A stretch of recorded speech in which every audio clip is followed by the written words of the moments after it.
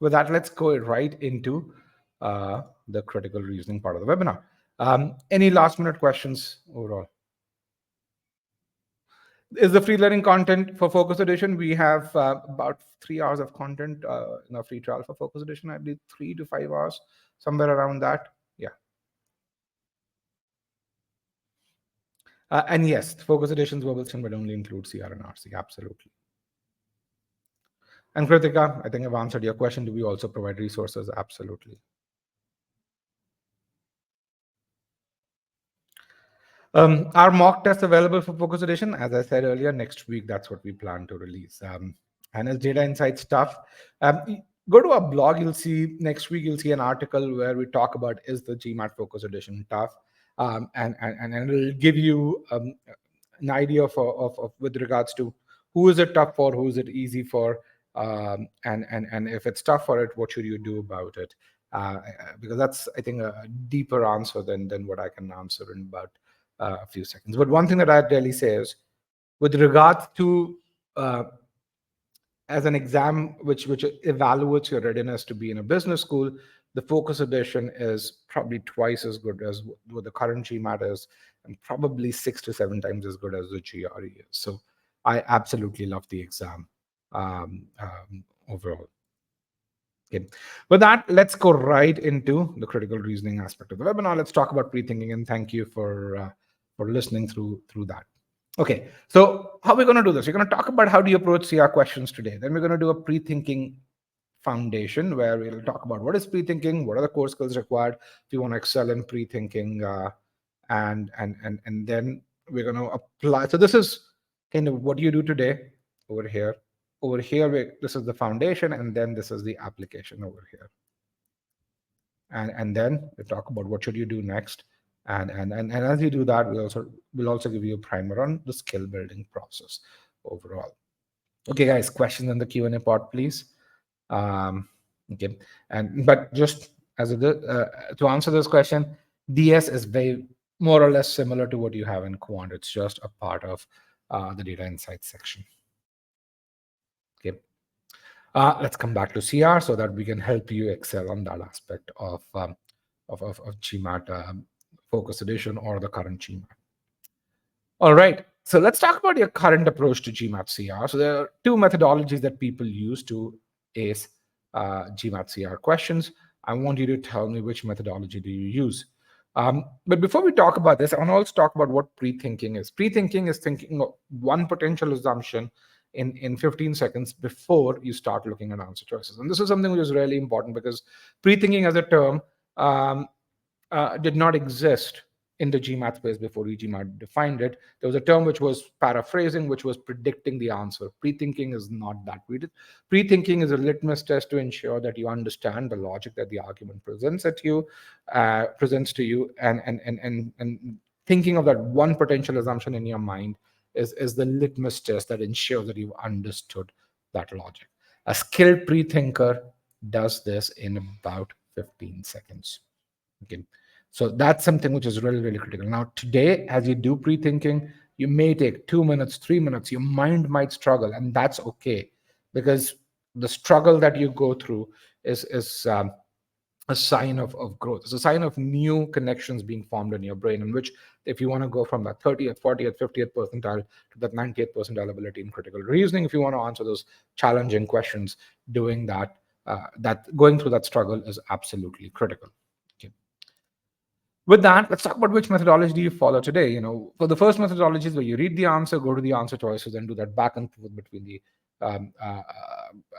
the passage and the answer choices till you reach a final candidate. The second is you read the argument, you pre-think the answer, and then evaluate the answer choices. So tell me, which methodology do you follow today? Here is the poll question.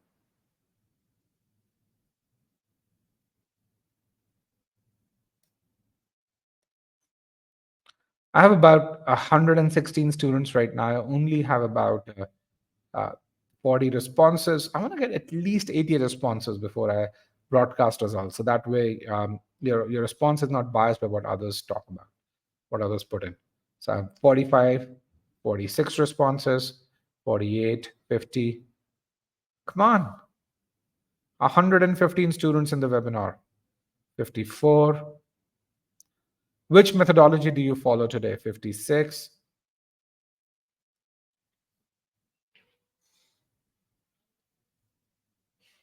60. 62, 64, 65 responses. But I'm going to end the poll, broadcast the results. So we have a 50-50 split here. Half the people follow methodology one, where they do the back and forth. The other half follow methodology two, which is the pre-thinking approach. If you have someone who follows methodology one, I want to motivate you to try give pre-thinking a chance, to make sure that you understand why pre-thinking is important, and to kind of motivate you to spend about 4 to 5 days mastering pre-thinking.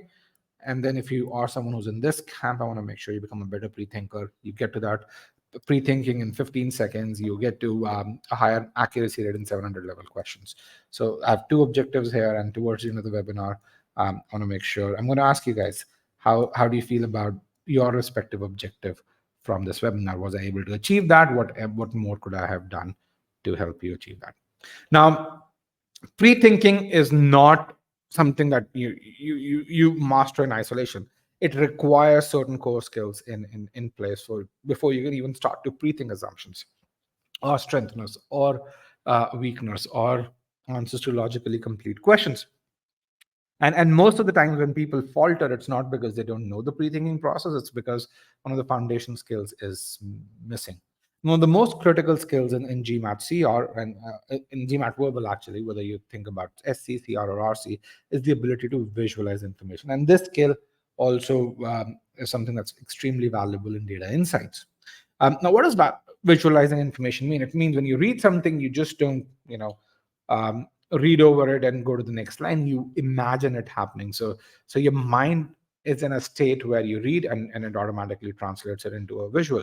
You read it, translates it into a visual, and as you read more and more, it connects what it did before, or what it visualized before, with what it's visualizing now, and those connections are being made. So that's a really important skill, a fundamental skill, and it's a skill that people struggle with. When you make mistakes, it's because you either do not visualize information, or you visualize information incorrectly. Um, and you're going to see this happen today. The second thing is linking those visualizations. And this is what we call as the logical structure of the argument. So as you read information, you visualize it, you kind of understand the role played by that piece of information in the context of the conclusion of the argument. Again, anything in an argument is linked to the conclusion. That's really, really important. Once you do that, then pre-thinking is simply about formulating the falsification question. And if you've done this well, getting to do this in 15 seconds is a piece of cake. In fact, most people do it in about 8 to 9 seconds. That's it. As long as you do this well. So the key over here is building that visualization muscle, and building that habit to build that logical structure. Okay. Now, to demonstrate that each one of us are skilled pre-thinkers, I'm going to give you a very simple argument. And this argument is something that you think about day in and day out. And I hypothesize is that most of you would be able to figure out what an assumption is over here. Okay, so here's an argument. Take a few seconds, read it, and tell me what does the author assume here. Here is the argument. Tell me what does the author assume here. So type your answer, press enter. The moment you press enter, I'll receive the answer, even though you won't see it on the screen, but I will have it. And when I have about 15 responses, I'm going to broadcast results. All right. So tell me, what does the author assume here?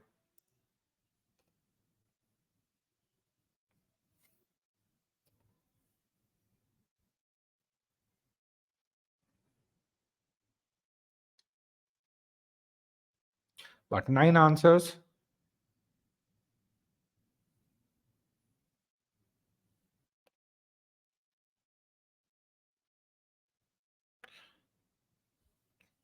I do have enough answers over here. All right, that is phenomenal. Ivy League requires a score more than 500. 500 is not a par score. Okay, I'm not talking about a par score here. That getting 500 on the GMAT is a prerequisite. That's good. Cutoff for IV is more than 500. So most of you are able to get to this. Okay. And again, guys, don't put your answers in the Q&A pod. Q&A pod is a place for your questions, not your answers to my question. So again, don't put your answers in the Q&A pod. Put your answers in the short answer pod, the pod that you can see right now. Perfect. Okay, so what's happening over here? We have an individual called Joe, and the author tells us that he scored 500 on the GMAT. That's a data point. It's a fact that's given to you. Based on this, the author makes a prediction, a claim that Joe will not get admission in an Ivy League college. Okay, and so what does he do when he does that? He makes a logical jump, and he makes an assumption saying that a score of 500 on the GMAT for someone like Joe, and this part's really important. Why? Because the conclusion says Joe will not get admission in an Ivy League college. The conclusion doesn't say that the Prince of Saudi Arabia will not get admission in an Ivy League college. So with that, one thing most of us can think about assumptions and think about assumptions precisely if we are able to visualize information. The second thing is essentially most of us have an innate understanding of what an assumption is. But I want you to tell me what's the formal definition of an assumption. Write down over here, what is the formal definition of an assumption?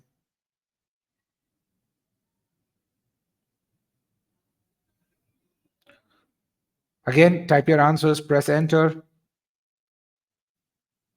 And once I have about 10 responses, I'm going to broadcast results.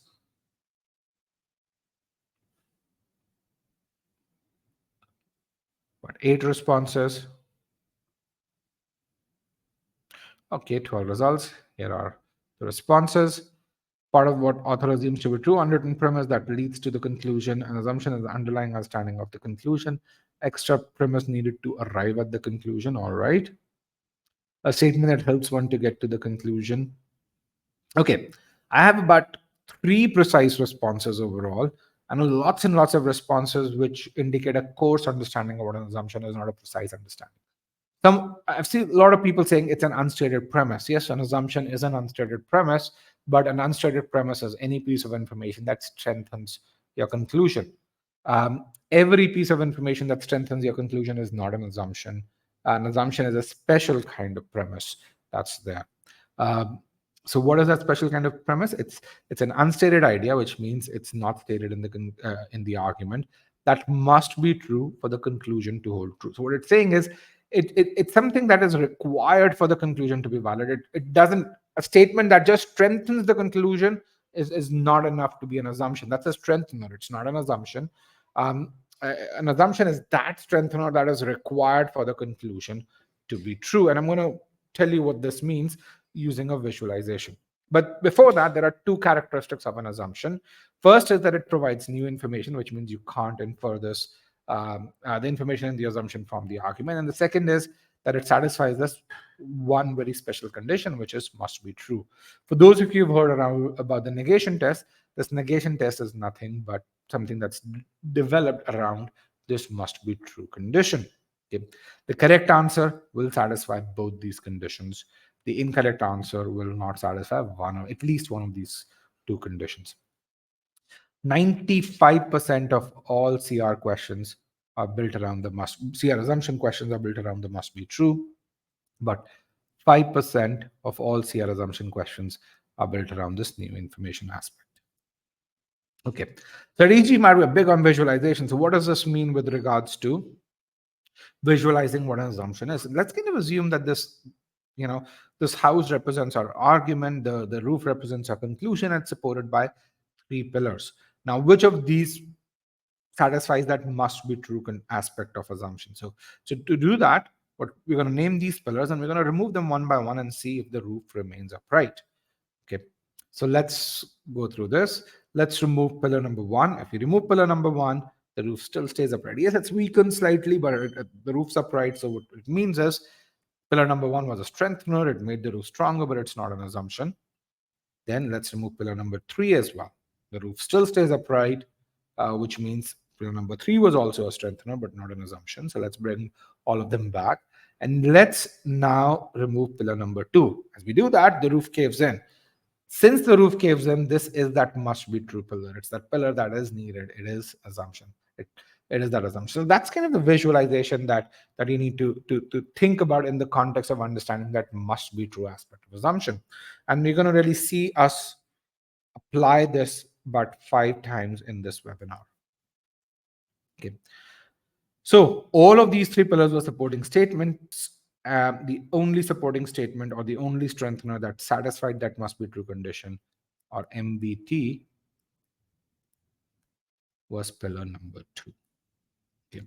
So in other words, what does must be true means? It means that the information provided by assumption is not true, and the conclusion can no longer remain valid. Or if you remove the double negative, the assumption must be true for the conclusion to remain true or remain valid.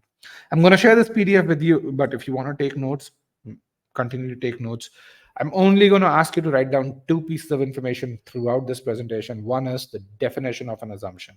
Can you guys type out the definition of an assumption that we talked about? What's the definition of an assumption? An assumption is an unstated idea that must be true for the conclusion to be valid. Please write it down, because this definition, if you know this, using this, you can evaluate any answer choice and either accept it or reject it with 100% certainty. Okay. The second thing that I'm going to ask you to write down is the structure of the falsification question, which is something that we'll do in about 10 minutes or so. Okay. So let's kind of apply this. And this is in the foundation round of this webinar, which is going to go for another 8 minutes or so. So what does falsifying the conclusion mean? And again, we still have the same argument here. In what scenario is my conclusion falsified? My conclusion is falsified if Joe gets admission with a score of 500 in an Ivy League college. Okay. So let's kind of evaluate whether the answer choice that we came up with, is that correct as per the definition of the assumption. So this was the answer choice that we came up with. And the question that we have to ask is this answer choice must be true? Or in other words, will Joe get admission if this statement no longer holds true? Now, this is something which is very critical. When you say, again, let me repeat, when you say that a statement is not true, what you're automatically, by definition, also saying is that its negated version is true. So when you say that this statement is not true, what you're automatically saying is that this statement is true, which is a score of 500 on the GMAT for someone like Joe is acceptable to Ivy League schools. Now, if this statement becomes true, then what happens to my conclusion? Does it break down? Absolutely, it breaks down. Why? Because if a score of 500 becomes acceptable for someone like Joe, then the author cannot say this with 100% certainty that Joe will not get admission in an Ivy League college. So this is the must be true aspect. This is the litmus test. Now, some of you may be wondering, Rajat, how can you say if I say a statement is not true, I'm automatically saying its negated version is true? Let's kind of look at this over here. Harvard has the best MBA program. If you say that's not true, what you're automatically saying is that Harvard does not have the best MBA program, or an MBA program which is just as good as Harvard or even better than Harvard exists. Are you not saying that?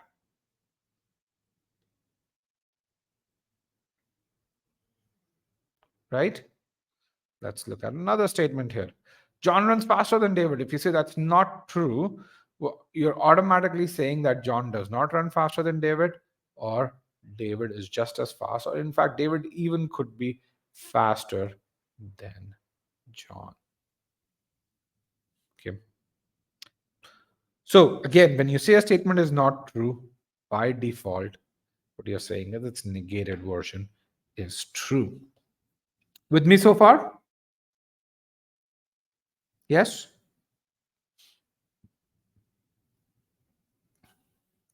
Perfect. Let's look at the other side of it as well. If you look at an incorrect answer choice and really just apply the same test over here, then what you're going to find is your conclusion, nothing happens to it. It still stays upright. Okay. Take another example. This is the answer choice that you're asked to evaluate, which is a score of 500 on the GMAT is not a good score. Let's see, is it a must be true? Okay. So you say, okay, what happens if this statement is not true? Well, the conclusion break down, or in other words, will Joe get admission if the statement to the left no longer holds true? So if it no longer holds true, then its negated instance becomes true. So which means a score of 500 becomes a good score now. Now, will Joe get admission if a score of 500 becomes a good score? Absolutely not. Why? Because when you look at the argument, my argument is not predicated on what you call that score of 500, whether you call it a good, bad, an absolutely phenomenal, or whatever score. All the author is saying is Joe scored a certain number on the GMAT, therefore, Joe will not get admission in an Ivy League college. Okay. So nothing happens to my conclusion, which means this is not a must be true statement. And you're going to see an application of this in more sophisticated arguments, and you're going to find it, as we do take a couple of more complex examples, you're going to find this really, really helpful. Let's look at another answer choice. The quality of an applicant's essays does not play a significant role in deciding whether he gets into an Ivy League college. And say, is it must be true? Is it my correct assumption? Let's look at that and let's evaluate that. So again, we're going to ask the same question. Is it MBT? Or in other words, will Joe get admission if this statement is no longer true? So this is no longer true. Its negated instance becomes true, which means that your essays start to become important.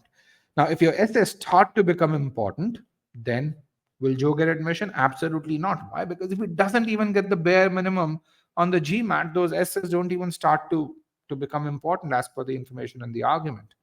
Okay. So this was a basic primer on what arguments are, what an assumption is.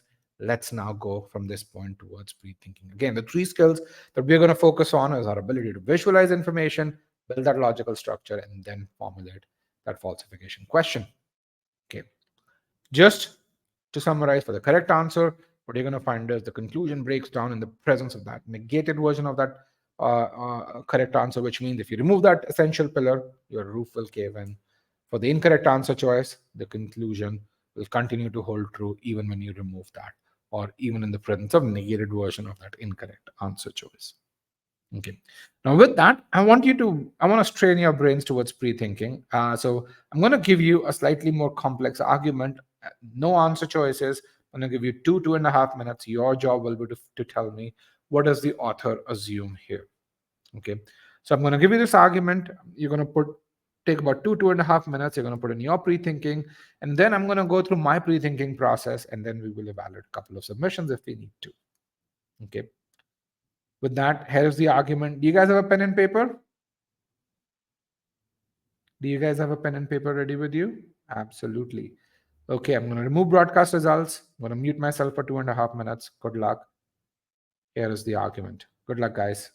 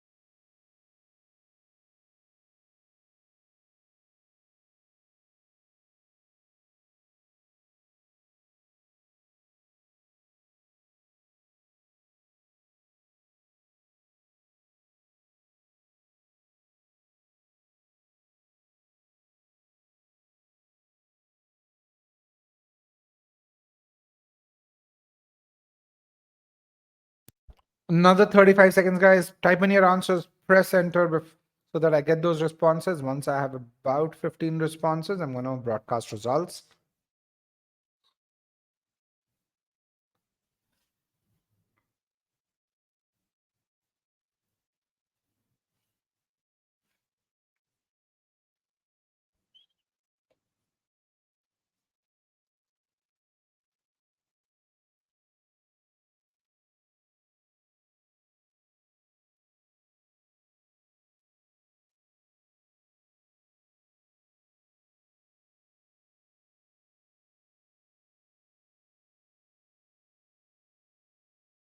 All right, I have 8 responses.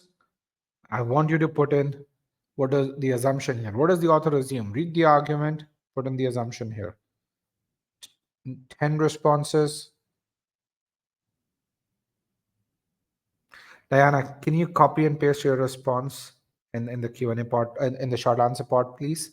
That'd be great. You put your response in the Q&A pod.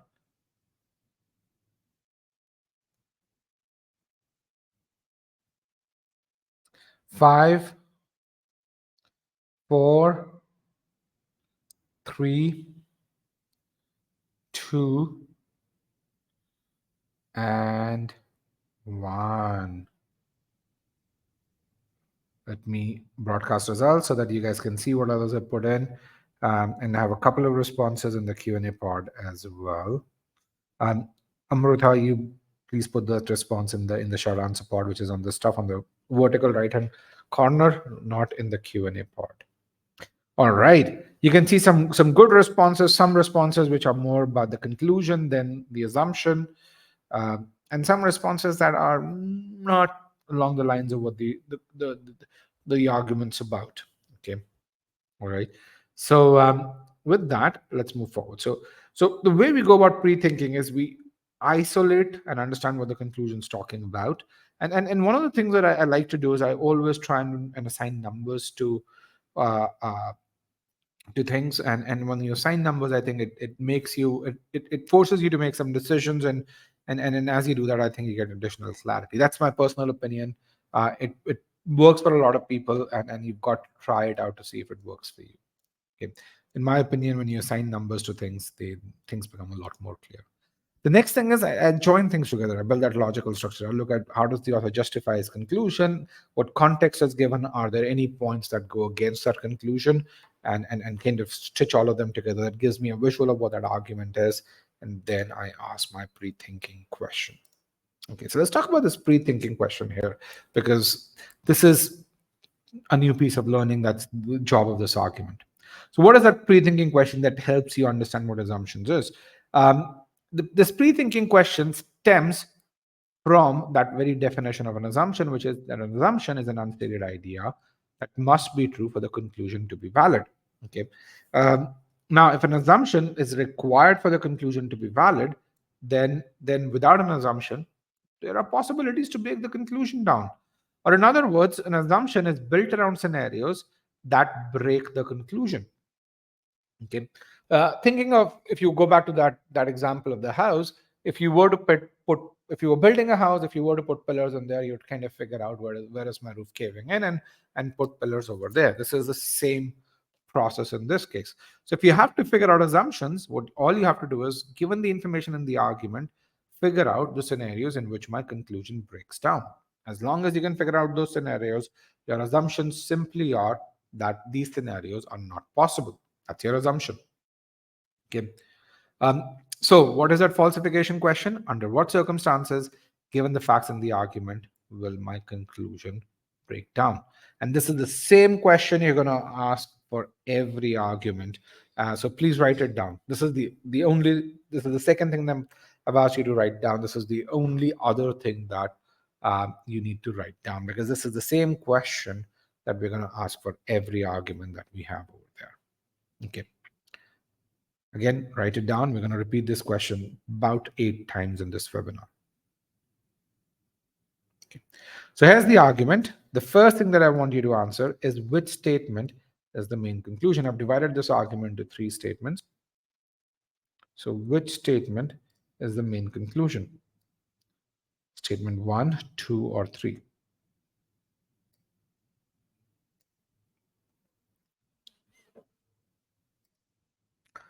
Come on, get those answers in. About 100 students here in the webinar. I only have 30 responses so far.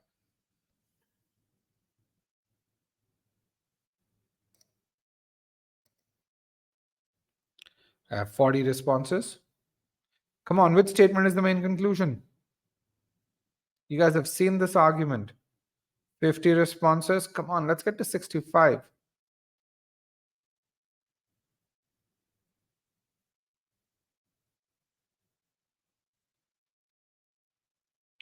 $55 responses. Which statement is the main conclusion of the argument? 5, 4, 3, 2, and 1. Come on, guys, you are here to learn. If you're spending time with me, you might as well participate. That's the best way to ensure that you participate. So I have 58 responses. And as you can see, 57% of you think statement 2 is the main conclusion. That's absolutely correct. But there are a significant number of you who think statement 1 is the main conclusion. Why? Because this has this word concludes. Now, remember, the main conclusion in an argument is always by the author of the argument. This statement over here is about, or this conclusion over here is drawn by the research paper, not by the author of the argument. A second job that the main conclusion does is that it is the reason why the author has written this argument. And when you evaluate statements 2 and statement 3, the reason why statement 3 is written is to make statement 2 more believable. So statement 3 is the strengthener, or a premise as we call it, and statement 2 is your main conclusion. Again, your main conclusion is the reason why the author has written this argument. Those who made a mistake here, is that clear?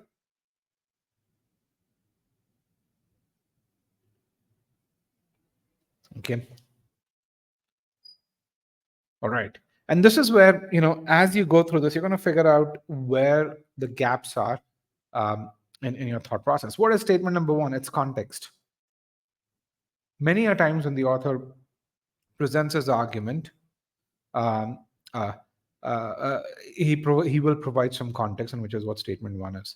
Not clear as to why statement 3 is not the conclusion. Okay, that's the great point.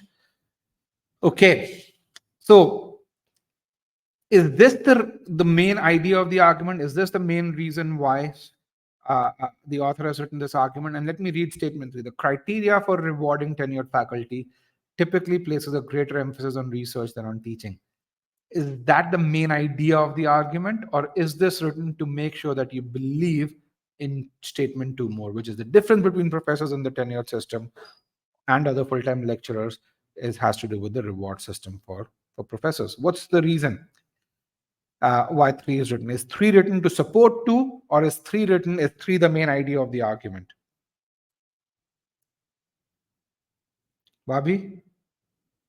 Is 3 written to make 2 more believable, or is 3 the main idea in isolation?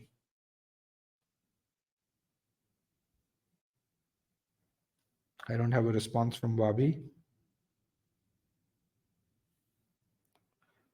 All right, perfect. Now it's clearer. Perfect. And this is what we call as the ABC test. And then essentially what the ABC test is that is C written to support B? If C is written to support B, then B is your main conclusion. If B is written to support C, then C is your main conclusion. And which is why I said, boldface statements, boldface questions force you to answer this question for every argument that's presented to you, which is why I love them. Okay.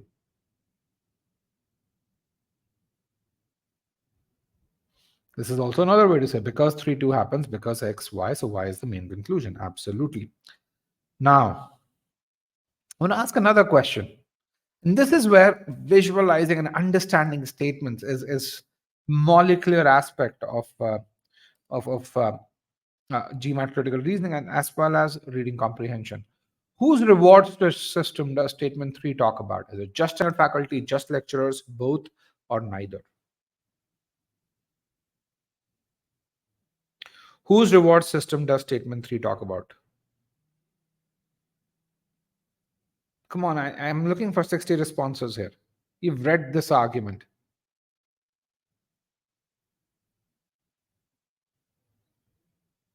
I have 40 responses.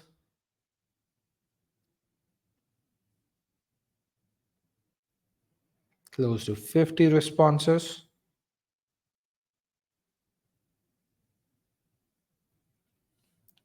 All right, I've got 50 responses. I'm going to end poll, broadcast results. Again, guys, you're here. Participate. That's the best way you would learn. 84% of you are absolutely correct. It's just tenured faculty. And so about 43 people who've said just tenured faculty or only tenured faculty.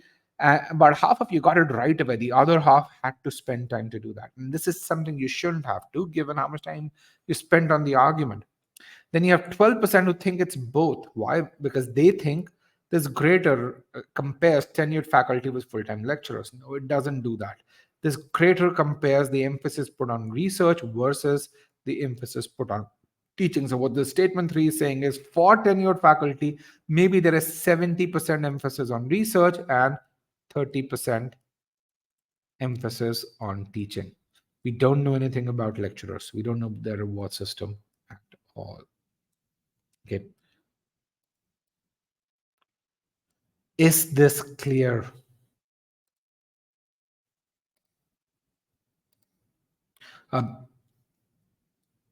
This statement just talks about tenured faculty, not about full-time lecturers at all. Okay.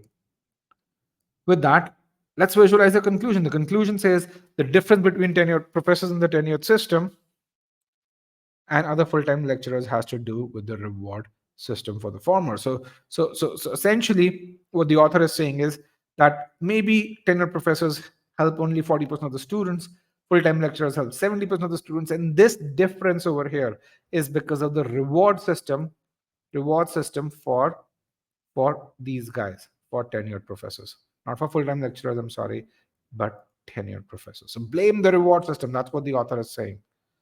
Okay. So that's something that's there. Now, let's kind of build that argument structure. We've already done a lot of it, so I'm going to quickly go through this. So this is your main conclusion. This is your supporting statement, and this is the context. Because your conclusion is built around the context, so in many ways, this context also supports your main conclusion. Okay. And Bobby, I'm glad that it's more clear to you why statement 3 is not the conclusion. Now, let's kind of ask a pre-thinking question. Under what circumstances, given the facts and the argument, will my conclusion break down? So I'm going to call this 1. I'm going to call this 2. We have these two fill in the blanks. What are the facts and the argument? And what is my conclusion breakdown scenario? So let's keep track of 1 and 2 because we're going to fill in the blanks for both 1 and 2. And that's all that you need to do once you build that logical structure.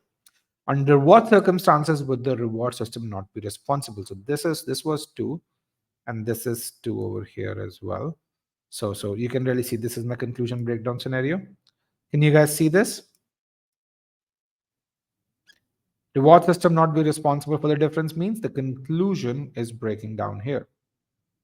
Given that full-time lecturers enhance student performance more than professors do, and the reward system for professors places a greater emphasis. So this is 1, and all of this is 1 over here. Again, remember, this was 2, and this over here is 2 as well. Okay. So under what scenarios the reward system will not cause the difference between tenured and non-tenured faculty? There are 2 scenarios that I can think of. One is, if lecturers have the same reward system, if non-tenured faculty has an identical reward system to professors, then can we blame the reward system? Can we blame the reward system if non-tenured faculty has an identical reward system? Absolutely not. Right? What if most tenured professors don't act as per the reward system? If you ask them and there's a survey that's done and says, hey, we don't care about what our reward system is, that doesn't govern our behavior, then can you blame the reward system? Absolutely not. In both these scenarios, my conclusion's falsified. So what are my assumptions? My assumptions are non-tenured professors do not have an identical reward system, and then most tenured professors do care about the reward system. That's something that's really, really important. Look through this once again and go and understand the process and the critical aspects of this process as we do this. One of the most important aspects was identifying what the conclusion was and what it meant. The second was building that logical structure. And then once you had that, we asked that falsification question. And once we did that, these were very easy to come up with. Once we found these, this is fairly simple. So this is the process that we'll go through in every argument. And this may seem like a very long process now, but trust me, by the time you solve a few more questions with me in this webinar, this is going to start to feel really, really natural. This is your falsification question.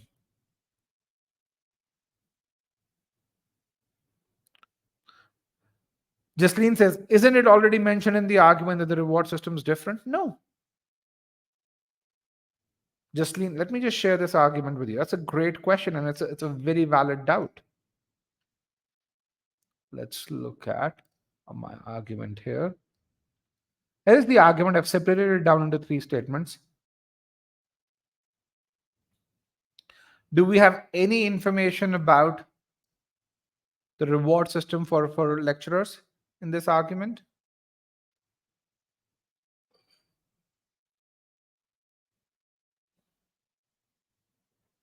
No, absolutely not. Okay. But great question. So this is the process that we're going to go through. And as you do this, you're going to realize assumptions start to become a lot easier. But again, do 2 or 3 more questions with me, and this is when each one of you will hit that realization at a slightly different point. Now, how many of you are concerned about timing at this point? And saying, man, this is great. It's logical. It seems to take a lot of time. Okay. If you're in my strategy webinar, one of the big things that I tell people is the GMAT's not a test of time. GMAT's essentially a test of skill. If you have the skill, then your timing will take place by itself. Okay.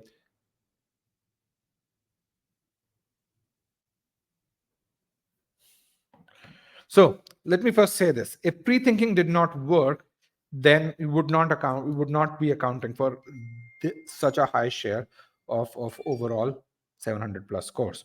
Okay. Or these many 5-star reviews. Now, how will you feel as you go through the journey of pre-thinking? Let's say you are someone over here who's at point number 1, where your accuracy to answer questions is about low and your time to answer questions is medium. As you start pre-thinking, your time to answer questions is going to go up, your accuracy is going to go up simultaneously. How many of you have experienced this as you started doing pre-thinking? Accuracy went up, time to answer questions also went up simultaneously. Okay, that's going to happen. If you learn anything, this is going to happen. You're going to do better. At the same time, you're going to take longer. And go back in your life, whatever you've learned, if you've learned something significant, if you've achieved a reasonably high ability level, you will go through this journey. In fact, if you're not going through this journey, then you're not learning anything significant. Let me be very clear. Okay. Now, at this point, you'd be like this individual who's saying, why the hell am I doing this? I'm already worried about timing. But trust the process here. Okay. For those of you who will keep on trusting the process, what's going to happen is your ability to synthesize information will become better. Your ability to visualize information, the connection between visualization and reading will become stronger and stronger. The ability to build that structure of the argument is going to become stronger. And a time will come when you will start moving from point 2 to point 3, where accuracy is still going up, but your time to answer questions it goes down. In fact, it's over here at point 3, it's less than what it was at point number 1. And at this point, you will have actually achieved what I call as hysteresis in the context of pre-thinking. People who reach point number 3 don't ever go back. And then as you do better, your ability to visualize information will continue to improve. You'll continue to get faster, which is where you'd be able to answer questions in about 80, 85 seconds. And you'd continue to get better and better. Okay.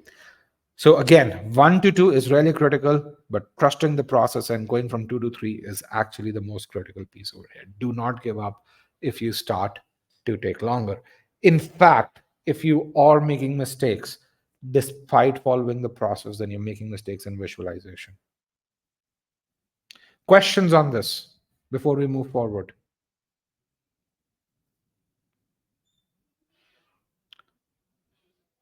Questions on this? Does that make sense?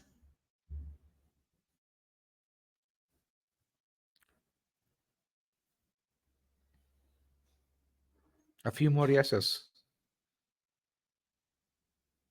And a lot of people have gone through this. If you go look at the reviews on GMAT Club, if you look at debriefs on GMAT Club, you're going to find many of these. Understand the term completely. Equally important, pre-think an answer before looking at your answer choices. Probably this one word will have the most impact on your GMAT score. Here's the guy who scored 770. His CR ability went from 35th to 97th percentile in about 20 days just because he started going through this process. He went from 1 to 4 in about 20 days. He went from a 700 to a 770. When it gets to 700 level questions, you have to do pre-thinking. The reason is to make sure that you focus on logic and not deviate from key um, out of trap or out of scope answer choices to show up. Okay. He says answer CR questions as if there are no answer choices. Really, really critical. The guy who went from a 520 in his mocks to a 740 says pre-thinking primes the mind, and we're constantly on our toes when reading a paragraph or a CR question stem. Apart from comprehending the passage, we keep speculating that in which direction the passage will orient or what logical jump has the author taken.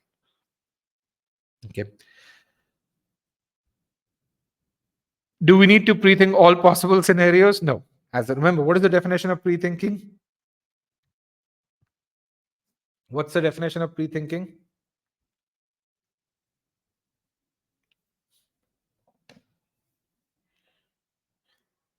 Pre-thinking is thinking of one possible assumption in about 15 seconds before you look at answer choices. It's just one potential assumption. That is it. Okay.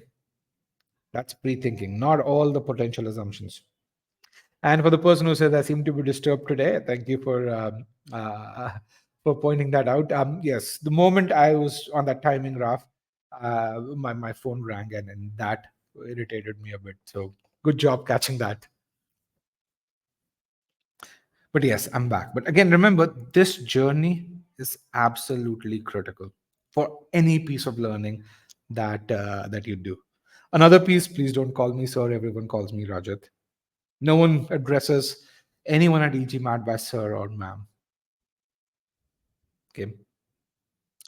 All right. With that, are you ready to solve another question? Please don't call me sir. Let's go. Okay. Now, this one, the argument would seem very, very simple, but the answer choice would be very convoluted. Now, if you focus on doing pre-thinking, if you focus on just the absolute logic of the argument, you're going to be 100% certain about your answer choices. Okay. But if you don't focus on that, then you're going to find that there are 3 or 4 answer choices that seem just as good. And you're going to find, hey, how the hell do I figure out which choice is correct? And so that's where this question is really, really interesting. Also, this question is a great way to cement your understanding of what is must be true. So here's the question. And okay, I don't have broadcast results on. Here's the argument. Good luck, guys. I'll see you in about 3 minutes.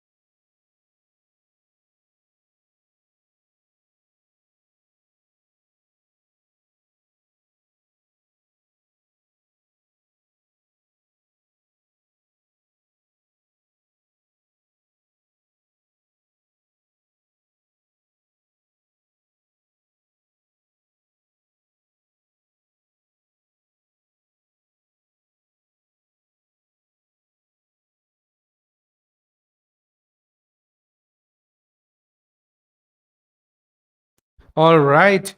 You guys have another 30 seconds. Get those answers in.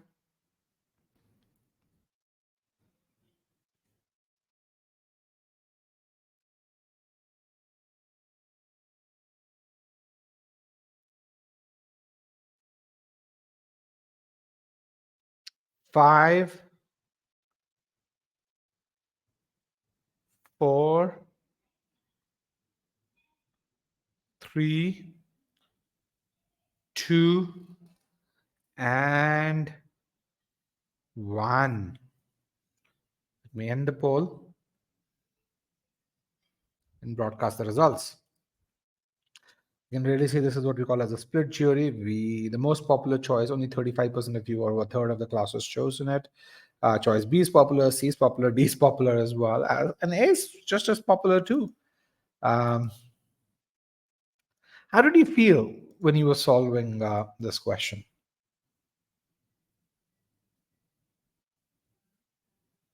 Confident, okay. Time pressured, okay. Was difficult for me to get to pre-thinking, all right. Tried applying the framework. Pre-thinking made it easier. And you can really see each one of you is at a different state. Now, don't compare yourself against others, because what you don't know is how much of the course have they done before coming to this webinar, what all have they studied. So never compare yourself against others during the prep phase, because there are times when you might become overconfident or you might become disheartened. Have your own metrics, work towards your own metrics. That's something that's really, really critical. Okay. So let's kind of look at this over here. So what do we want to do? We want to finance road repairs, and the Highway Commission is in a certain state, um, is considering a 50% increase on the toll per mile. Let me just hide palette here. On the 50% increase on the 10 cents per mile toll for vehicles using the toll highway. So they're saying, hey, let's increase the toll by 50%, and this is our current toll. And so this is something that they're considering, and the commissioner makes a claim saying that as we increase the toll, the annual revenue generated by the toll highway would improve by at least 50%. So if it was $1 million last year, now it'll at least be 1.5, let's say $1.6 million this year. That's kind of in visualization terms, the numbers terms, that would be. So that's really important to visualize and put numbers over here. Okay. Now, how do we calculate annual revenue? How do we estimate annual revenue? What's the formula? Can you guys tell me?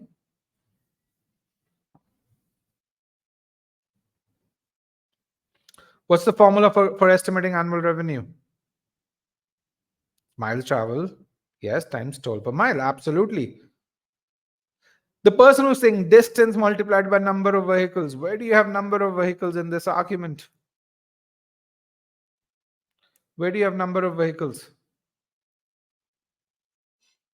Where do you have sales here? Revenue is sales times price. Okay. I understand. First of all, I understand number of sales times price. That's what the general formula is. But you have to contextualize it in the context of the argument that you're working in. Okay. Number of vehicles times toll price. Where is the number of? Do you see the number of vehicles in the argument anywhere?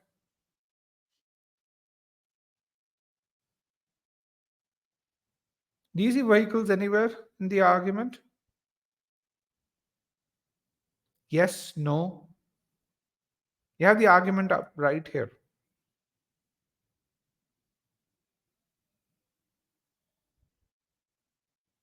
When you look at the annual revenue, it's on a per mile basis, right?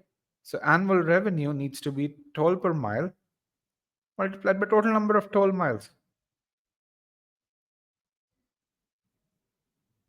Is that clear to everyone?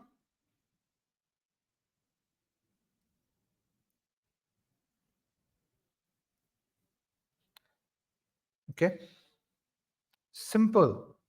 So under what circumstances would the annual revenue not go up by 50%? Remember, falsification question. Under what circumstances, given the facts in the argument, will my conclusion break down? What is my conclusion break down? The annual revenue not increasing by 50%. That's my conclusion breakdown scenario. Under what circumstances would my annual revenue not increase by 50%, provided that toll per mile has gone up by 50%? So this is a product of two numbers. This we already know is increased by 50%. The only scenario in which annual revenue will not go up by 50% is if the total number of miles go down, right? So my only assumption is the total number of miles driven does not decrease. Is that clear to everyone? Right? Was there anything difficult in this? Anything challenging?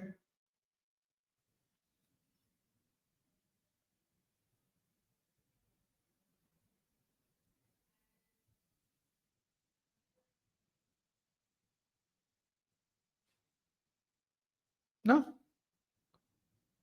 nothing at all. Do we need to be exact such as the miles decreases? We'll look at answer choices. Don't worry about answer choices now. Remember, what's the definition of pre-thinking? Thinking of one potential assumption in your mind in 15 seconds before you look at answer choices. We are in that state. We are pre-thinking right now. We're not looking at answer choices. We will evaluate each and every answer choice after this.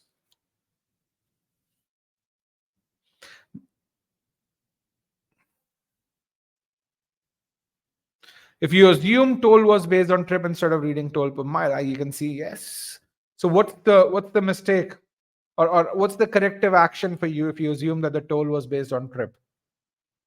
Got to figure out where did that assumption come in. Most likely it comes from your preconceived notion. So in that case, your corrective action is you've got to read more carefully.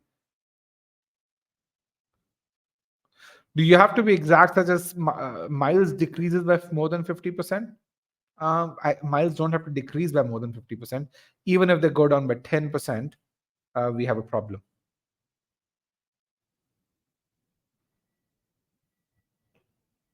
Okay. I understand some of you faltered earlier, but is it clear now? Okay. And as you do this, figure out why is it that you couldn't do it by yourself. Where in the framework or in the entire thought process did your process break down? Okay. Let's look at the answer choices, and I'm going to share how you guys polled here. I'm going to go one by one. Let's go to polls, highway miles. This is how you guys polled. You can see your answers. Choice B was really popular. So was choice D, C, and so were choices A, C, and D. Okay. So let's look at choice B. Before I do that, what's the definition of an assumption? What's the definition of an assumption? It is a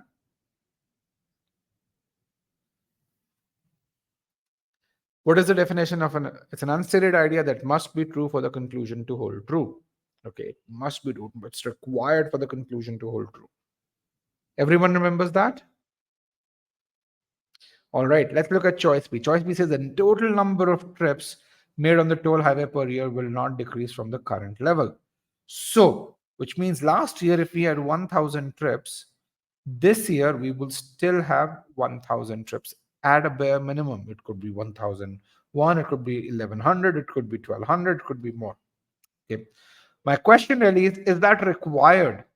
Let's say if this year the number of trips goes down to 900,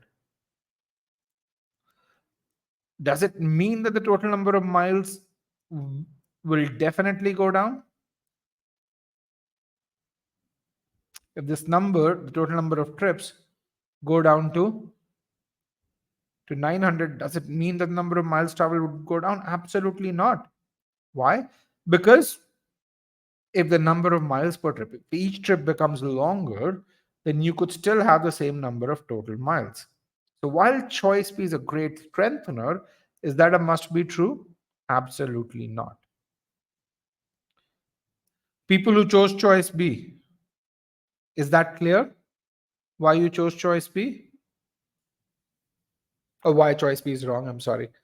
Is that clear why choice B is wrong? Where did you guys make a mistake?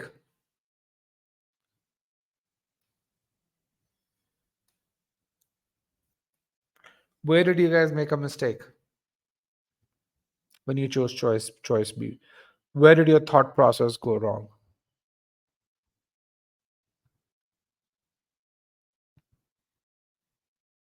I'm assuming all trips are the same distance, probably. They did not consider toll per mile. All right. Do we need to formulate every pre-thinking question? No, you don't. You just need to formulate one pre-thinking question. I'm going to. This is the option. This is choice B. Okay. Let's look at choice C, which is the correct answer, and then I'm going to share the other options as well. The total distance traveled on the toll highway per year will not decrease from its current level, which is our correct option. Why? Because if this is not true, then the total number of miles go down, and then my conclusion breaks down. So this is a must be true, and hence is the correct answer. Let's look at choice C. Choice C talks about average length of the trip. Is that a must be true? Absolutely not. What could offset the average length of the trip? What if, last year the average length of the trip was 10 miles, okay, and this year this is 9 miles? What could offset it? More trips. Absolutely correct. Right? Instead of 1,000, we could have 1,100 trips. So is that must be true? Absolutely not.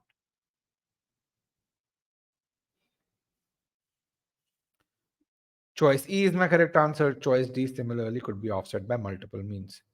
Choice A, is that even relevant to my conclusion? Remember, the conclusion is what's an assumption on which the commissioner's claim depends. All right. And the claim is that the revenue generated will be at least 50% higher. Okay. It's not saying that we'll be able to finance road repairs with the revenue generated. Okay. People who chose choice A, they did not understand what the argument was about. This was just context. This one had, yeah, it's not the conclusion of the argument. All right. So what did you learn from this? What did you learn from solving this question?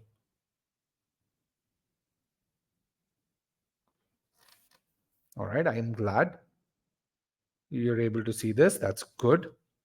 Um, what are the other takeaways so far? Read carefully and to pre-think. All right.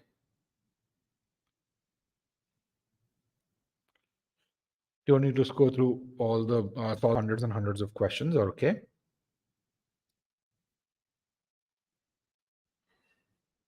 What else? Use the framework every time. Focus on skill building and on pre-thinking. Okay.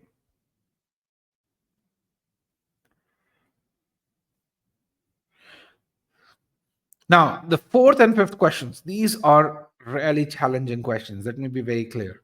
The reason why I have them is to make sure that I tell you how, even on such challenging questions, when you pre-think, life becomes simpler. If you're unable to answer these questions, then please don't judge yourself on your performance on these questions, because many of you won't be able to answer these questions. However, if you focus on essentially learning from the way we solve these questions, and then after this you solve other questions, you're going to find um, life is a lot easier. You're going to appreciate the beauty of pre-thinking. Is that something that you guys can do? Not judge yourself on your performance on questions 4 and 5. Oh, I absolutely will send you the recording. Yes. Is this something that you can do? Not judge yourself on your performance on questions 4 and 5. Okay, we're going to do them as a quiz. We're going to solve, and then we're going to solve them together. These are super difficult ones. Yes. Yeah.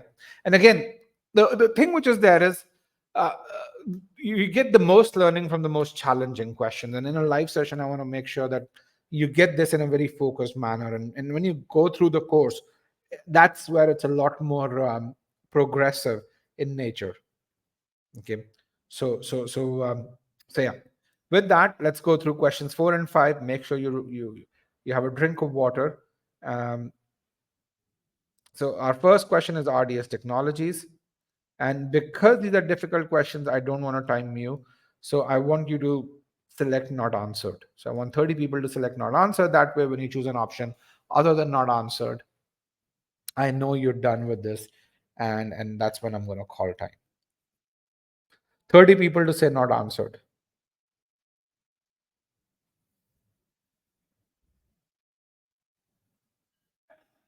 Okay. All right. With that, here is your first question. Good luck, guys. I'm going to mute myself.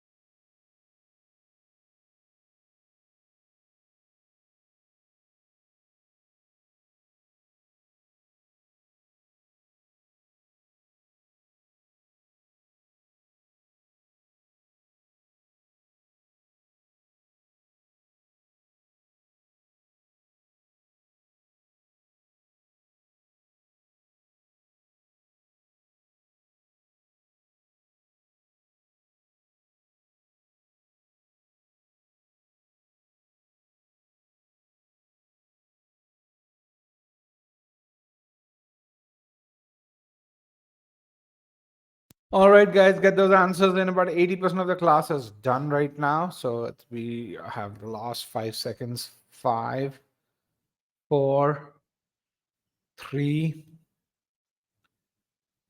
2, and 1. I'm going to end the poll.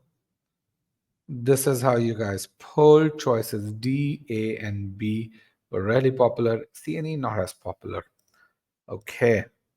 We're going to follow the same process. Before I show the next question, I want you to select not answered. Select not answered.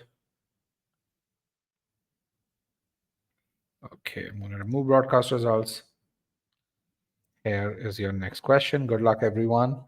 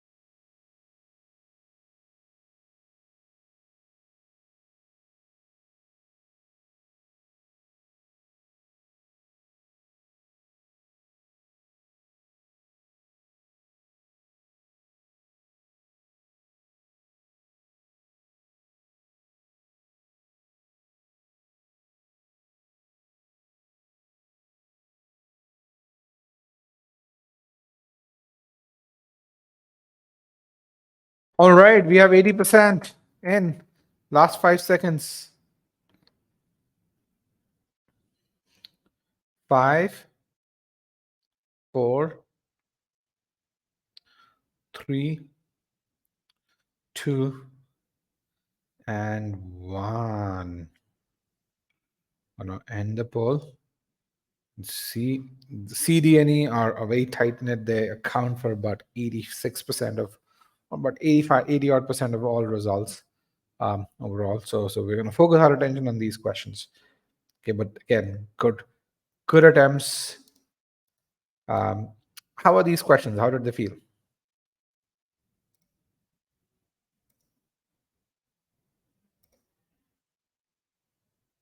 Tricky, tough, extremely difficult, 5 better than 4. Okay. First one was harder than second. Good. I agree with that. It is. Both of them are there for their own reasons. This one's a lot more of a breadth question. And then the next one is a lot more of a visualization question. So that's good. So let's kind of look at this. We're going to visualization every time, but the extent of visualization varies from question to question. Okay, and yes, 4 is a bit more challenging in this case. Okay, so the conclusion saying the number of Verlanders, or let's call them V's, and that those kind of things also make these questions more challenging. The number of V's receiving what special program information did not increase significantly in the years 94 to 96. Again, you know it's an old question because it talks about 94 to 96. It talks about radios, and then this is something which in today's context is not as true, but I can just as well make a question which tests the same logic in today's context. Okay, so essentially what this is saying is that if in the year 1994 we had 1 million people receiving the special program information, and in 96 that number was more or less 1 million. Maybe it could be 990k, maybe it could be 1.01 million. You could have 10,000 here or there, but more or less the same. And we are only talking about special program information. We are only talking about V's. You're not talking about people outside of people who are not V's or wordlanders. Okay, all right, is that clear to everyone? Just the conclusion piece. All right. Let's kind of look at the argument structure here. So this is your main conclusion. We talked about this. Now, how do we arrive at this conclusion? The two things that have happened. One is the number of RDS equipped radios between 94 and 96 did not change a whole lot. Okay. If there were 10,000 radios in 94, there's still 10,000 radios in 96. But the number of transmitting stations, they more than doubled. They went up from 250 to 600. My sneeze did come through. Okay, thank you.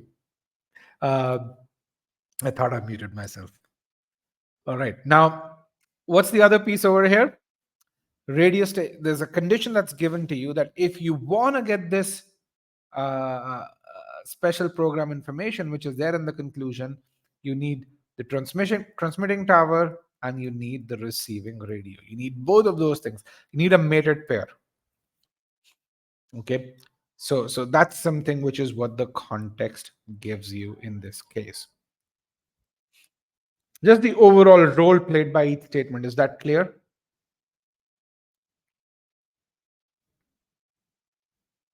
Now I want you to observe the however piece, which shows that 2 and 3, they kind of go against each other, which means if 3 supports the conclusion, then 2 essentially goes against the conclusion, which also is there from the the content of statement number 2. Why? Because if you have more transmitting towers, you should ideally have more people receiving special program information. Okay, so let's kind of look at the logical structure here. In this case, the context is if you want to get RDS programming or special program information, you need a mated pair. Between 94 and 96, the number of receiving radios remained more or less unchanged, but the number of transmitting stations went up by a lot. And based on this, here is my conclusion overall. Okay. Now we're going to go through the same pre-thinking process. Under what conditions will there be a significant increase in the number of people watching RDS programming if we have very few additional radios but a lot of transmitting towers? Can you think of some possible scenarios in which something like this is going to happen? I want you to type your answers out.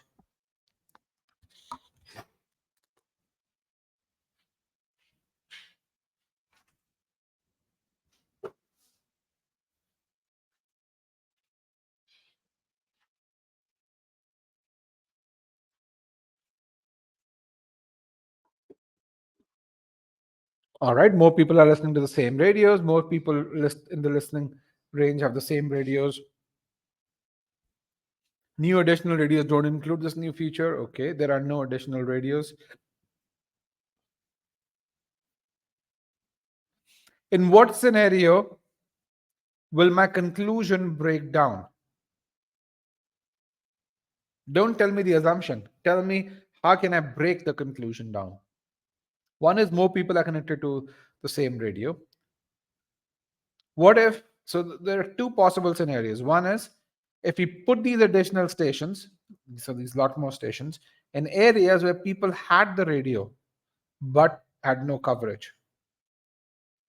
In that scenario, will my conclusion break down? We had unreached areas in 94, now they are reachable. Okay. Someone already said that. That's a good point. And that's exactly this point that I'm talking about. Or if we start putting these radios in Starbucks, so a lot more people listen to these radios. So the people per radio go up. In that scenario, my conclusion will break down as well. You guys with me so far?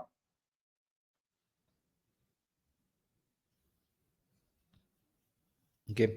Both scenarios, my conclusion breaks down. So my assumptions are new stations do not increase coverage, people per radio remain more or less the same. Both of these are good, valid assumption.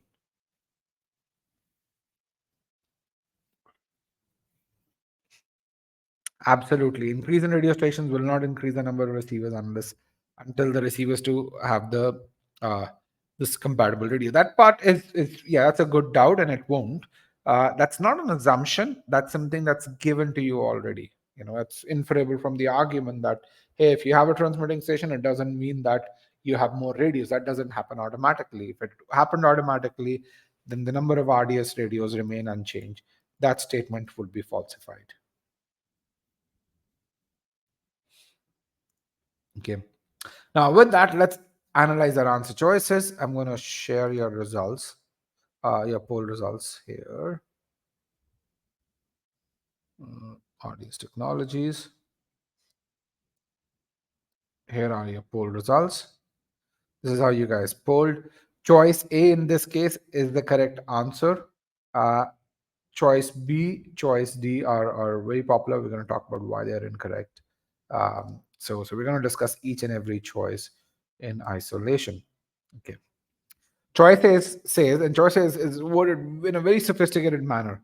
Choice says, few, if any, of the RDS equipped radios that began broadcasting after 94. So these are new radio stations. Broadcast to people with RDS equipped radios living in areas not previously reached by RDS stations. Super, super sophisticated. So let's simplify it. Few, if any, means almost none of the RDS equipped radio stations that began broadcasting after 94. These are the new radio stations. Broadcast to people with RDS equipped radios living in areas not previously reached means increasing the coverage of RDS programming. Can all of you see that translation? Mapping to 1, 2, and 3 over here. Can you guys see this translation? How this answer choice is translated to this?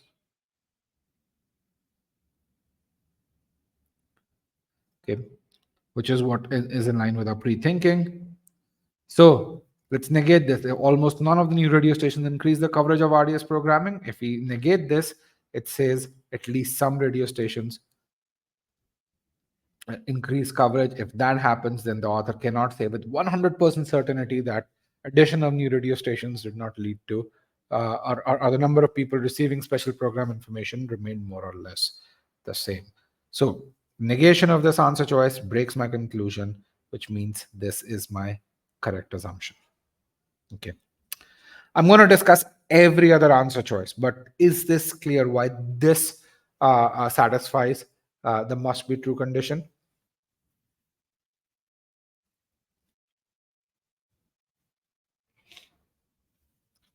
I wrote down my own assumption before reading the answer choices. Yes, you have to do that. That's very, very important. That's what pre-thinking is, right? Coming up with an assumption in your mind in 15 seconds before looking at the answer choices.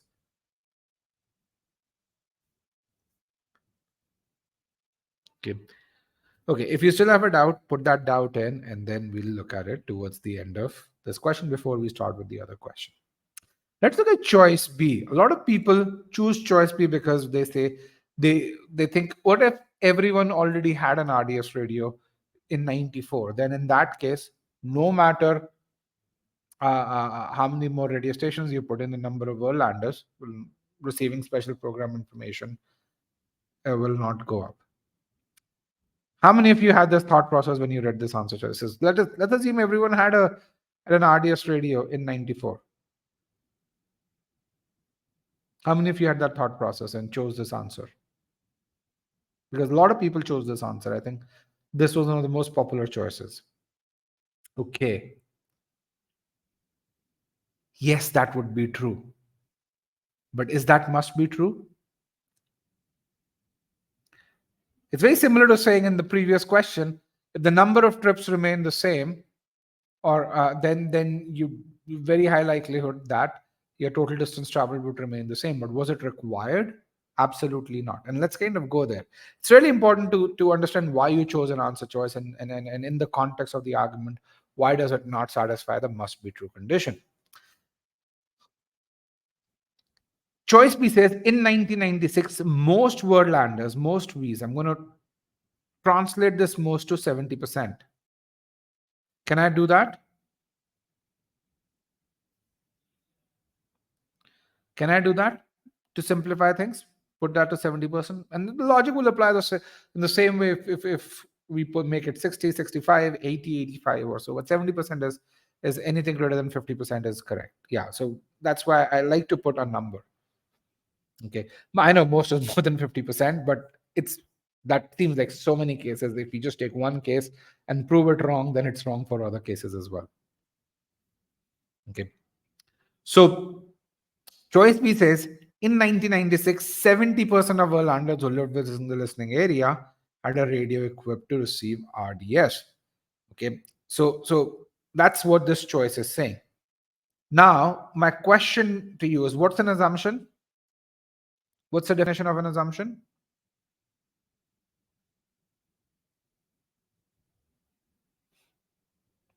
What is the definition of an assumption? An unstated idea that must be true for the conclusion to hold true. Okay. Now, my conclusion here is the number of Irlanders receiving special program information did not change a whole lot between 94 and 96. Now, my question to you is 70% required?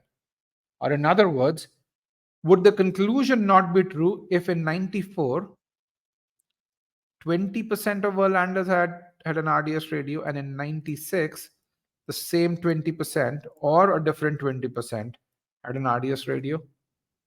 Is most, or is 70% required? Because the conclusion will still continue to hold true if that number were 20% in 94 and 96, right?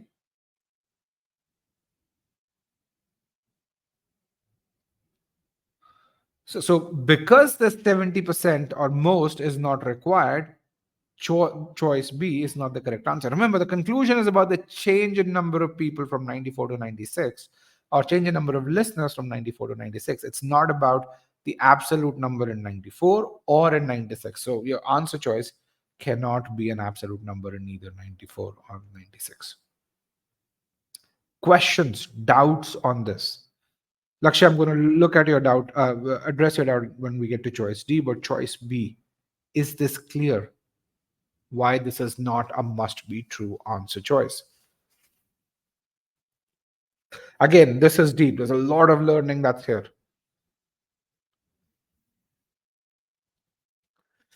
Another thing I want to tell you is if you get a question like this, then you are already at that 90th percentile. Once the test ensures that you get to 90th percentile, then it will serve you a question like this. Okay. Choice C says, what happens when you equip a radio station with RDS technology? Don't care about it. Why? Because without RDS technology, there is no range for special programming, the only kind of programming that we are interested in. So choice C, not relevant. Let's look at choice D. It's really, really popular.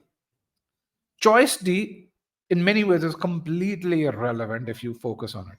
Choice D says, in 1996, Worldlanders who did not own radios equipped to receive RDS programming.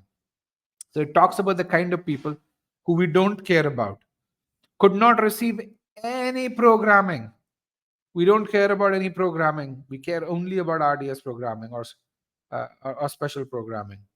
From the new radio stations, do we care about people who don't have the right radio? No. Do we care about people or any programming? Absolutely not. Because of this, choice D is wrong.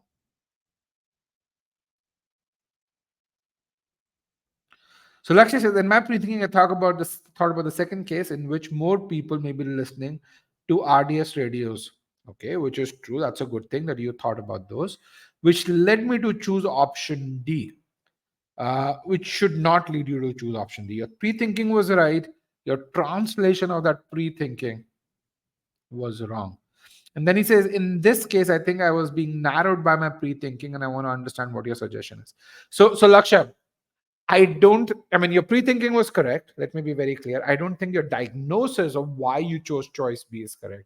Your diagnosis should have been, I did not translate either answer choice or choice A or choice D to simplified terms, because of which, despite spending time in understanding the argument, I did not get this question right. And that happens to a lot of people. Let me just say this, especially as questions get challenging, and as challenging as this one, answer choices become more sophisticated. And there are lots and lots of individuals who do not decode the answer choice in isolation before asking the question, is this right? And trust me, when I'm not at my 100%, it happens with me sometimes as well. So I can tell you this happens. The only corrective action over here is to be careful. First decode as a first step answer choice in isolation, and then ask yourself, is this the correct answer? Your pre-thinking did not cause you to do this. The short circuit, or the fact that you did not follow the process while eliminating the answer choices, that's what caused you to do this. Okay. Does that help, Lakshay? Perfect. And this happens with all of us. Let me be very clear. And it's really important to do the right diagnosis here. Type of programming, again, irrelevant. Now, this was a difficult question. Before I move on to shall we will refuse, this was a difficult question. And as I said, don't judge yourself based on how you performed on this question. But at the same time, the reason why I had this question was because it delivered a lot of learnings. What were the learnings that this question delivered to you? Tell me, how are you going to become a better test taker? How are you going to be better in critical reasoning after you put or what learnings would you take from this question so that you get more and more of 700 level questions correct? This was the 750, or if there is an 800 level question, this is that 800 level question. Express the answer choices in your own words. And this is a really good habit. Let me just be very clear. As you do this, and especially initially as you do this, you will feel that this process is slowing you down, and it will. Initially, it's supposed to. But the more you do this, the more your hit rate will improve, the more your timing will improve. And again, the faster you will get to phase 3 and phase 4 in that timing curve. So please do this.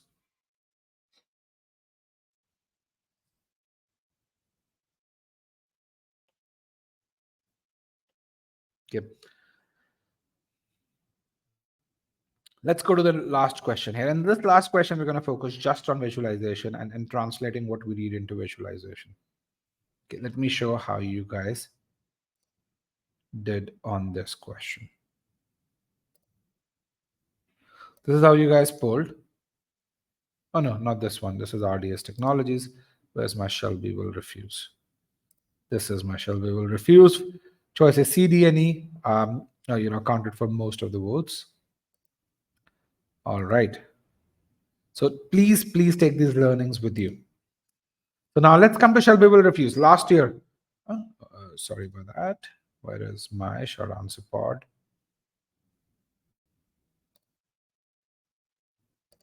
So please take these learnings with you.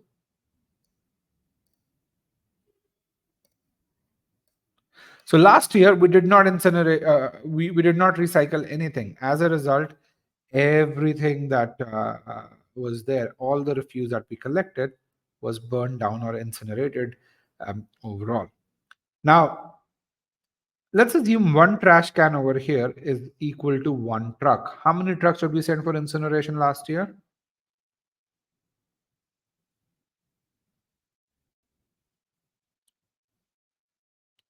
How many trucks did we send for incineration? 10 trucks. Okay. This year, we plan to separate for recycling a lot of refuse, and we want to send the remaining for incineration. Now, I want you to read this. Okay. Now, if last year we collect the same amount of refuse, sorry, if this year we collect the same amount of refuse as we did last year, then this year, how many trucks will be sent for incineration as per the information in the argument? 5, right? Now, I want you to answer this one other question. If instead of collecting the same amount of refuse, if we collect 10 times, if the amount of refuse collected is 10x this year, how many trucks do you think we will send for incineration this year?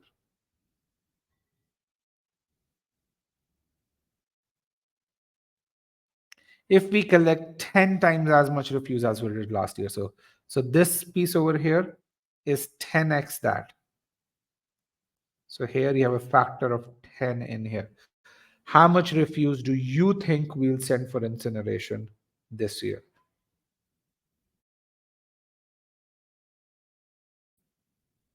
3, 2, and 1. And this is where the beauty of language comes in.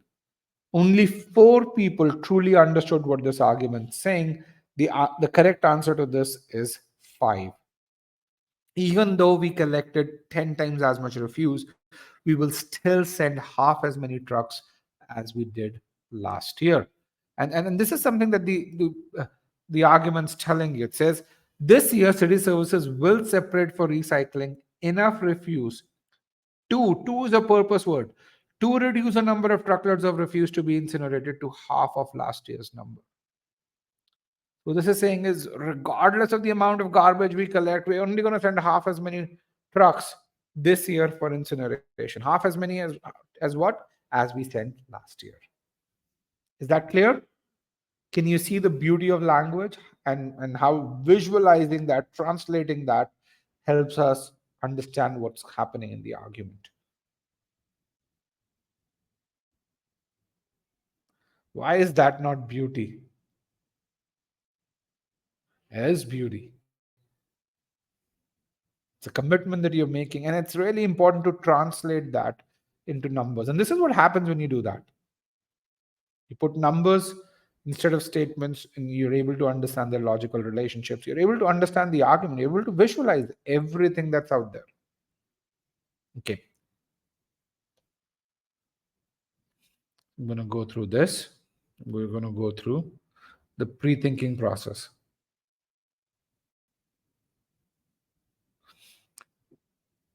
It should be, isn't true that even though we sent only half of last year's, we should also generate only half.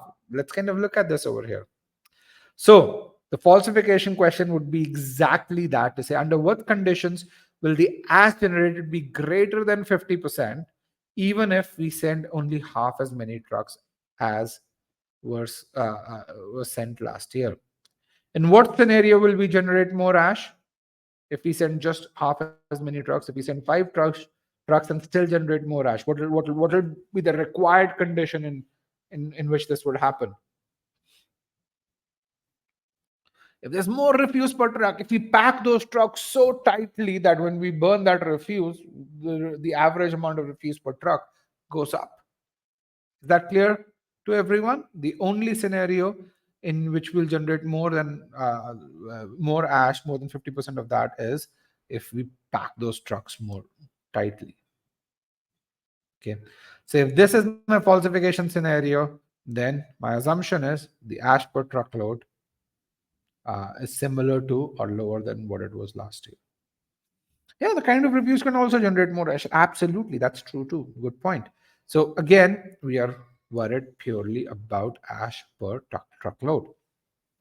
Is that clear? This is your pre-thinking. You still haven't looked at answer choices. But if you focus on pre-thinking, if you focus on visualization, this becomes really simple. Let's look at your answer choice analysis. We're going to focus on choices C, D, and E. Again, RDS Technologies.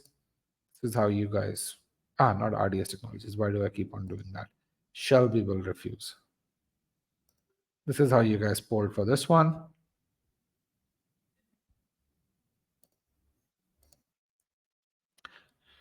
Choice A, very few people chose it. It's something which is inferable from the argument. It doesn't provide any new information. Hence, this is wrong. This is one of the few questions where they test the first aspect of an assumption, which is that it must provide new information that can't be inferred from the argument. Very few people chose choice B. Choice B talks about the cost. We don't care about the cost for separating. Refuse collected by city services will contain a larger proportion of recyclable materials this year than it did last year. Do we care about the proportion? Absolutely not. Why? Because we will only get half as many truckloads. Don't care about the proportion of recyclable materials this year versus last year. People who chose choice C, is that clear why choice C is incorrect? People who chose choice C, is it clear? Why not? Tell me your doubt. Does it matter what is the proportion of recyclable material if you're only going to get half as many truckloads for incineration?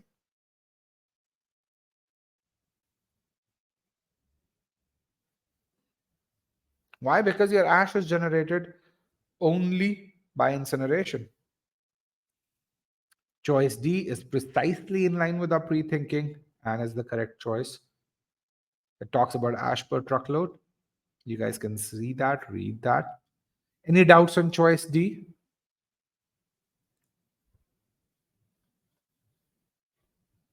Doubts on choice D? All right, no doubts.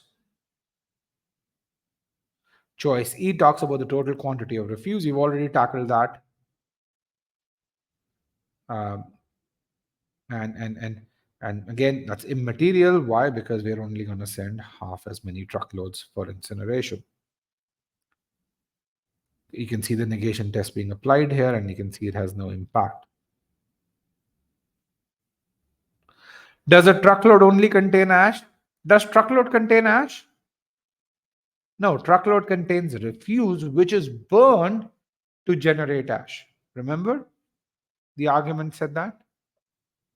Incineration means burning.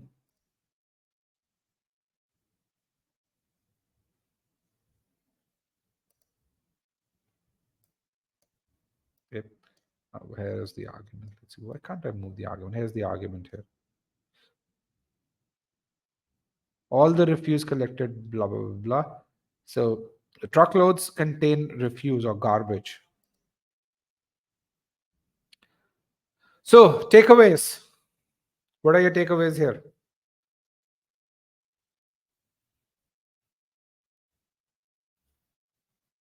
Yes, that's the definition of pre-thinking. Please don't call me sir. Address me as Rajat. Yes, pre-thinking does start with after you've read the argument. Step 1, read the argument. Step 2, pre-think. Step 3, evaluate the answer choices.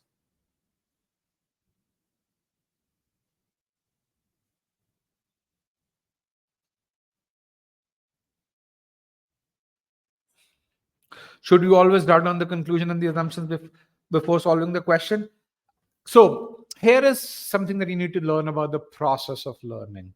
You need to know about the process of learning, which is that when you are learning, you should always take steps that are conducive to your learning process. And if you're asking this question, then absolutely this means your brain's being strained. So you should write down the conclusion and the logical structure. I used to do that when I started learning critical reasoning. And that's absolutely okay. What's going to happen is as you do this for 8, 10, 11 arguments, you're going to find that your brain tells you you no longer need to do it. you'd get irritated when you write it down, not because it's taking longer, but because it's not adding any value. Once you start getting to that step, then you'll stop doing it.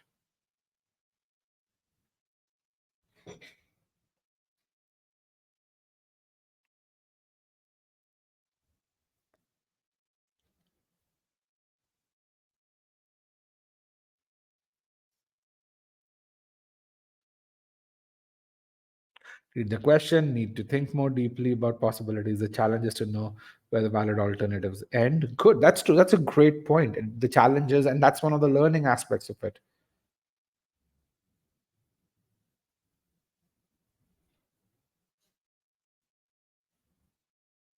All right. I love the takeaways. These are phenomenal. Okay. But one thing that's you would really recognize is that this isn't rocket science. This isn't something that you can really say, if I'm not born with this, if I didn't do this in high school, then I can't do this. This is very, very learnable. This is something that you can do. And then as you do it effectively, your ability will improve and you'd get to this 90th percentile, which I think in CR is paramount if you're aiming for that high score. Okay. So what are those steps? This all has to be done in sequence. So the first piece you need to do is you need to understand how to visualize information that's given in statements properly. And because if you don't do that, then you won't be able to understand statements properly, and which is what your diagnosis would be, that I made a mistake because I wasn't able to visualize information. Some of you did that in this session. Okay, got to do that for the conclusion as well. You've got to build the logical structure, and you have to understand and do the same thing that you're doing over here as well. If you make a mistake at any one of these steps, you're going to make a mistake in that entire CR question. You're going to waste time. You're going to not get points for that. All right. So you've got to build this skill one step at a time.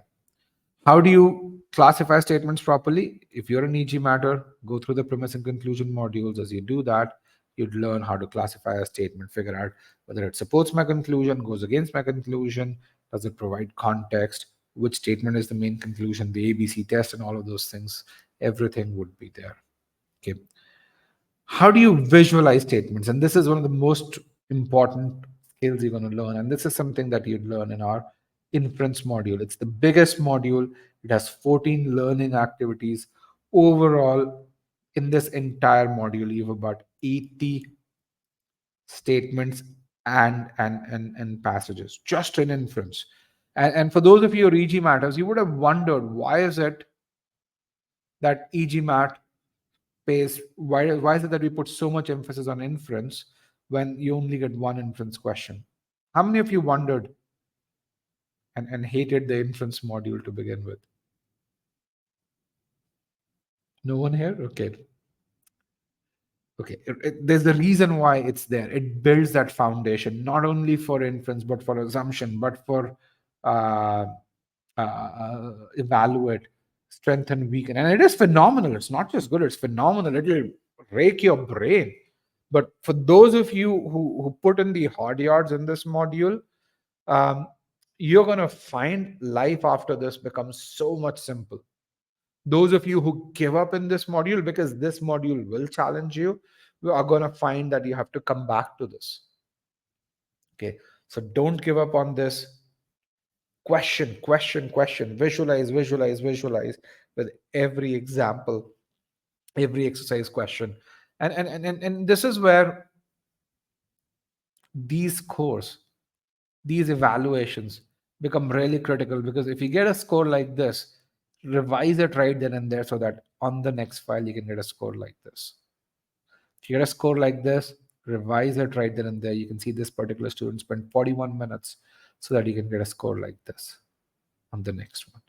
And it's not, I mean, it's okay to falter as long as you learn from it. It's not okay to revise and not learn from your mistakes. That's not okay.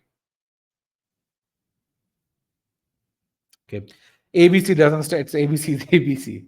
It's if it's B is because of A, then A leads to B, which means B is your conclusion. If C is because of B, then B leads to C, then C is your conclusion. That's what ABC is. It's a test. We just wanted to call it something So we called it the ABC test.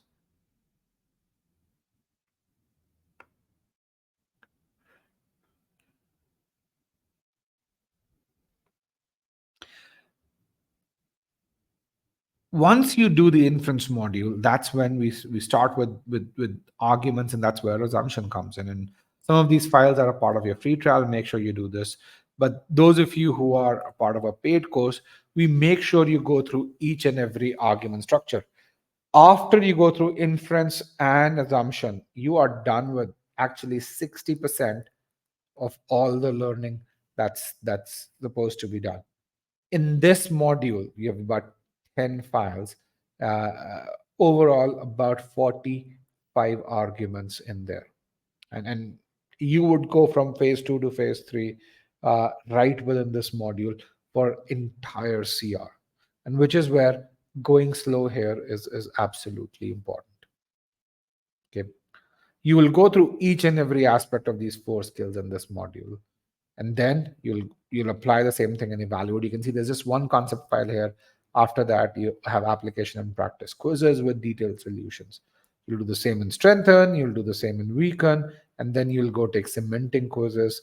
Make sure you hit your metrics on hard and medium cementing. And once you do that, you're going to find your average time to answer questions would go down as your accuracy goes up. And this is something which is very unique with our Scholarium platform, where we not only give you your aggregate accuracies, which if you've done 50 questions in CR in the practice phase, what's your accuracy in easy, medium, and hard? We actually bucket it by last 20, the 15 prior to that, and the 15 prior to that, so that you can really track your improvement that's there. And we build tech to do all of this, and which is where you get an aggregate view, and you also get a relative view. This is last 20 just in hard questions. This is an example of a 3D chart from Scholarium.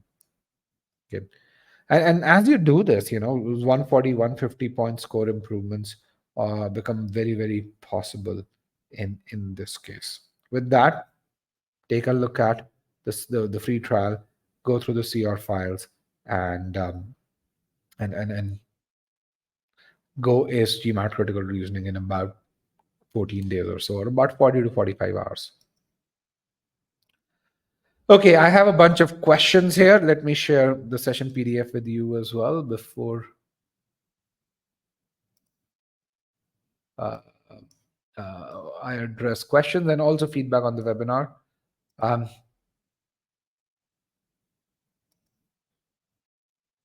For those of you who are not connected with me on LinkedIn, you can connect with me on LinkedIn as well. For those of you who need to understand how to build their study plan, please take a Sigma X mock, and then you can write to me. All right. What's the breakdown for GMAT focus, CR and RC? CR and RC for GMAT focus actually remain the same as they are on the current GMAT. So if you think about the current GMAT, you have 45 levels on the verbal side. Your verbal score is, I think, goes from 6 to 51. That's about 45 levels. And you have 3 subsections, SC, CR, and RC. With the GMAT focus, you have 30 levels, 60 or 31 levels, 60 to 90, and you have 2 subsections. So you remove 1 subsection and remove 15 levels. CR and RC don't change even a single bit in GMAT focus. How do you know whether you should aim for the current edition or the focus edition? I'll be publishing an article, or my team would be publishing an article that I wrote. Is the GMAT focus edition hard? And that I give a free framework as to which one should you aim for. The fundamental thing is this: if you are someone who doesn't like to go more in depth with regards to application, but are someone who really says, hey, I want to learn more concepts, but relatively I want to go less in depth, then the current GMAT is for you, especially if you are more of a grammarian overall. If, on the other hand, you say, I'm a lot more logic-based person, I would rather go more in depth, then the data insights aspect of GMAT focus is something that you would absolutely love. Overall, I believe the GFE is a much better exam for MBAs, for individuals who want to be leaders in 2020s. That is, but again, just in terms of your preferences, you can take both for the next 107 days. That's a framework. If you're a grammarian, you prefer grammar, you prefer not to go as much in depth with regards to application, the current edition would probably be slightly better suited. If on the other hand, you prefer to go more in depth, you're more data driven, you're more familiar with charts, then the focus edition would be much better for you.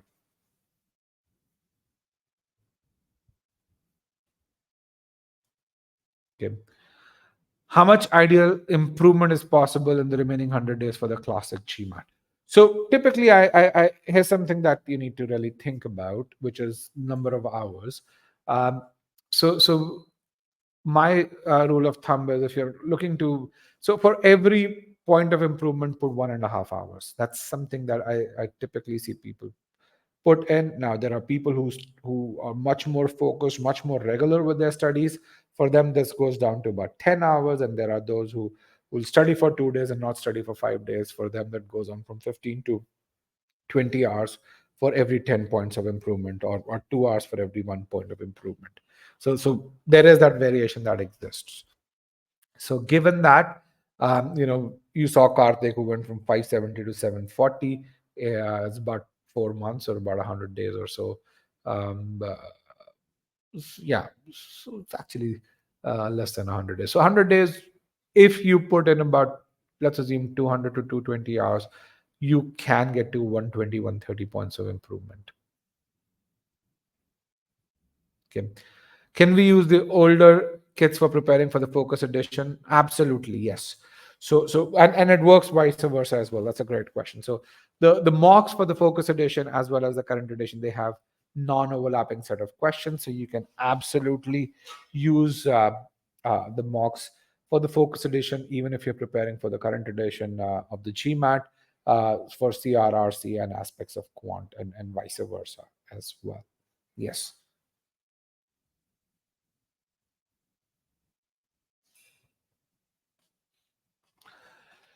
Lashwan says, I'm a logical person, but if I told by e-GMAT expert, there's more room in the original to cover up for weaknesses, so I should. So, Ashwin, that depends on what your current ability scores are. If your SC ability scores and your geometry ability scores were higher, then of course, if you find that you're closer to your target score on the current edition than on the data insights, that's what an e-GMAT expert would tell you overall.